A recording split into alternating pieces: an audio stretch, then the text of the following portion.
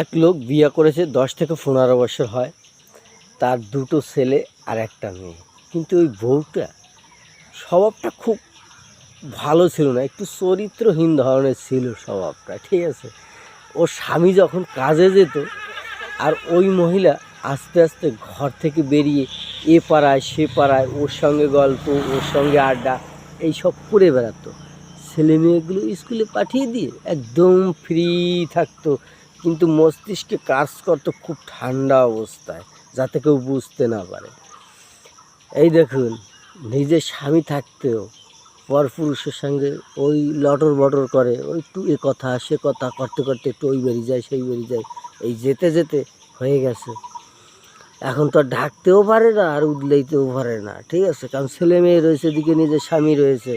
কত বড় খারাপ মহিলা! এই সমস্ত মহিলা হচ্ছে হইস্তানি জাত। এই সমস্ত মেয়ে ছেলে কোনো দিন ভালো হয় না। এরকম কিছু মেয়ে ছেলে আছে যেগুলো হচ্ছে মিডিয়াম সাইজের, এগুলো পায়ের গোছাকাছি এরকম মোটা থাকে যেগুলো, এগুলো হইস্তানি, এগুলো সবসময় এই দুচরিত্রের লোক থাকে।